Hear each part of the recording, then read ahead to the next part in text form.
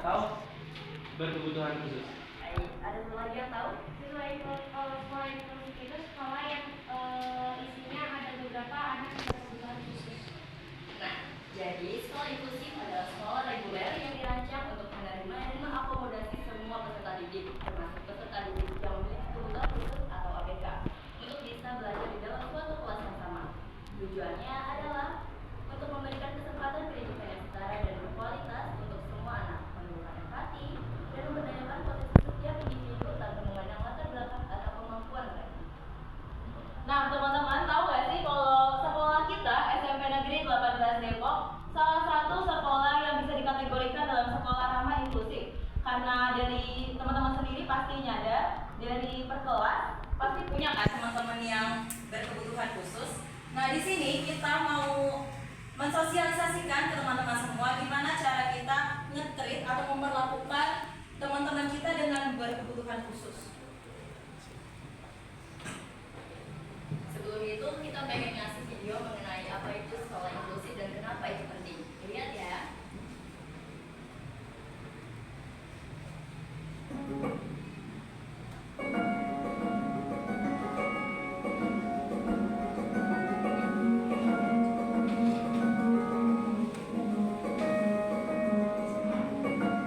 Inklusif, sebuah kata ajaib yang melibatkan pendekatan untuk membangun lingkungan terbuka bagi siapa saja dengan latar belakang dan kondisi yang berbeda-beda seperti karakteristik, kondisi fisik, kepribadian, status, suku, budaya, dan lain sebagainya.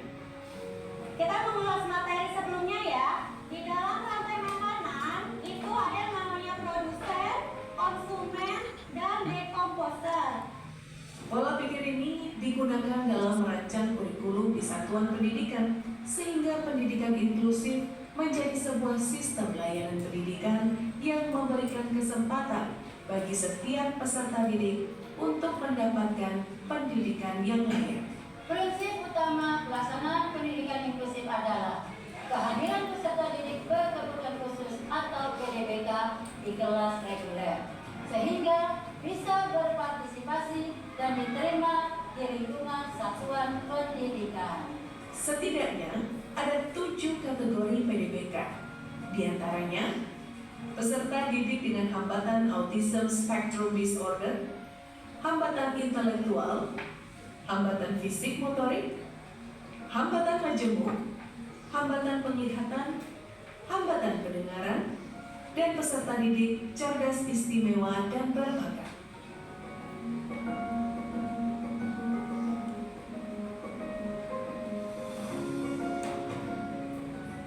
Dalam pelaksanaan pendidikan inklusif ini, penerapan kurikulum menggunakan prinsip fleksibilitas, sehingga bisa diadaptasi sesuai dengan kondisi, karakteristik, dan kebutuhan peserta didik.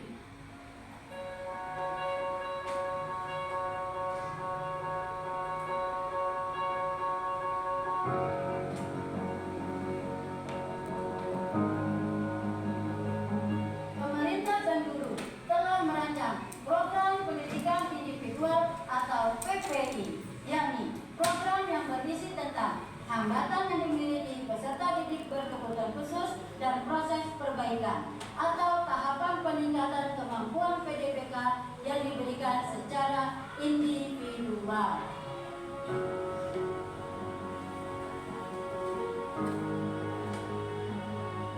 Dalam sistem inklusif, guru pendidikan luar biasa, guru pendidikan umum, dan tenaga kependidikan lainnya bekerja sama dan berkolaborasi untuk memenuhi kebutuhan peserta didik dalam mendukung pembelajaran.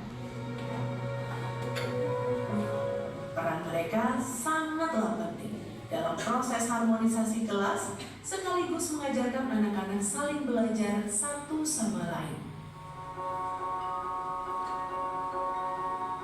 Anak berkebutuhan khusus atau ABK diajak belajar kepada siswa reguler.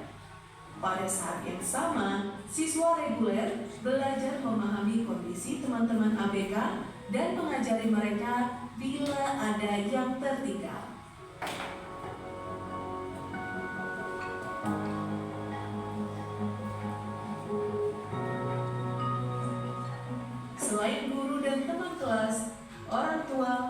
memainkan peranan sangat penting dalam pendidikan inklusif ini.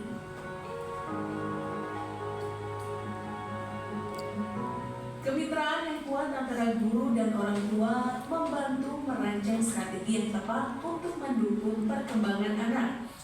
Salah satunya adalah terlibat dan berperan aktif sebagai anggota Tim Program Pendidikan Individual atau PPI yang bertugas membuat keputusan pendidikan bagi peserta didik dan menangani masalah seperti kelayakan, evaluasi, pengembangan program, dan penempatan PDBK dalam pendidikan inklusif.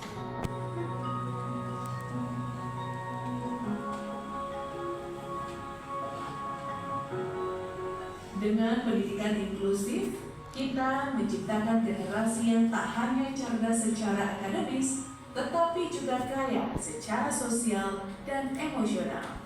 Mari kita wujudkan sekolah yang ramah bagi semua, di mana setiap anak merasa diterima dan dihargai tanpa terkecuali.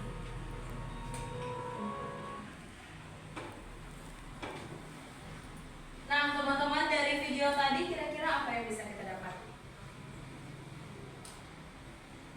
Menerima siswa inklusi di sekolah-sekolah dan juga terus beradaptasi dengan dia juga dan membantu untuk dia supaya bisa bergaul walaupun dia berkebutuhan khusus.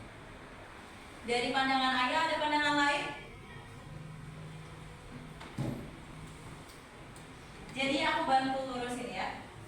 Nah, dari pemerintah sendiri, program pada sekolah inklusif itu akan disesuaikan per sekolah, per anak-anak sesuai dengan kebutuhan mereka masing-masing. Salah satu yang ada di SMP kita ini adalah modifikasi kurikulum.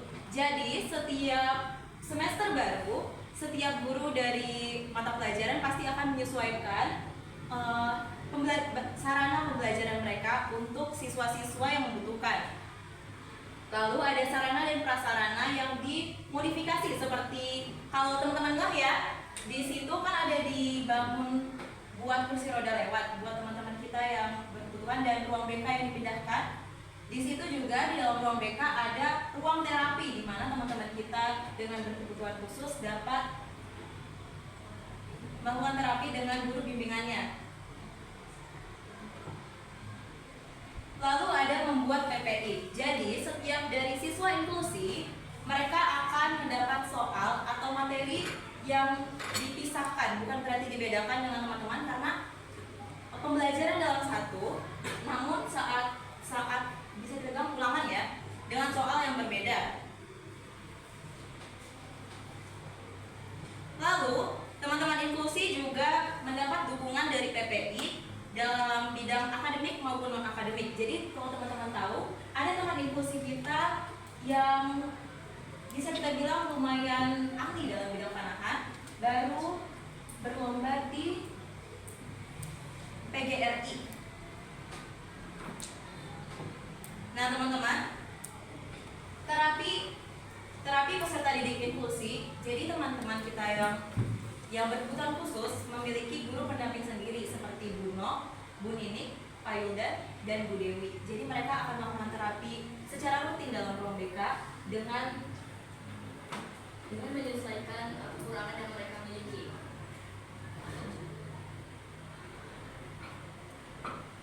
Seperti yang tadi saya jelaskan barusan, sekolah kita memang memiliki guru pendamping khusus dan sarana prasarana yang mendukung sekolah ramah inklusif. Tapi selain itu, peran peserta didik juga aktif dalam mewujudkan sekolah ramah inklusif, seperti menghargai perbedaan, berkolaborasi, berpartisipasi aktif, menjaga lingkungan yang aman dan positif, dan mengedukasi diri teman sebaya.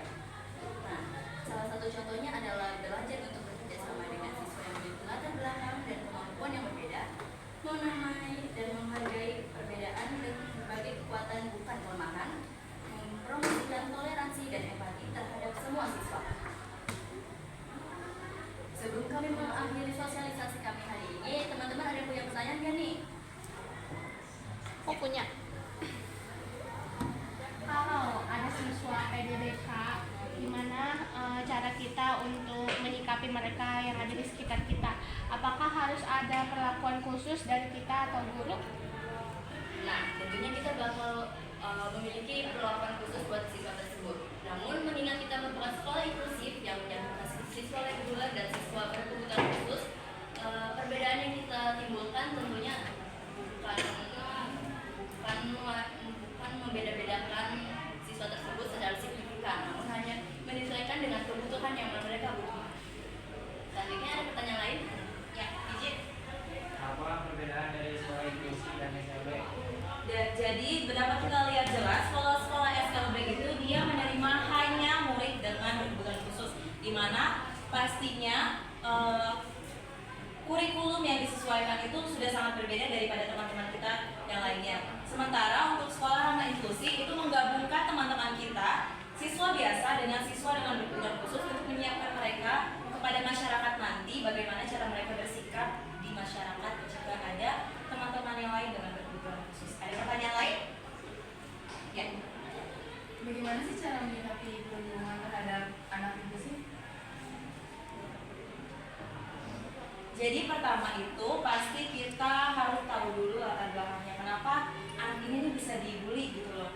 Setelah itu kita akan coba kasih penjelasan dengan cara kita, karena pastinya kalau dengan teman sebaya pasti kan bahasanya lebih mudah dimengerti.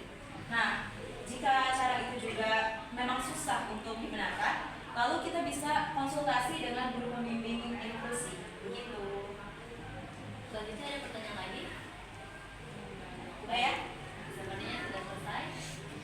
Sekian informasi yang bisa kami berikan pada sosialisasi pagi ini.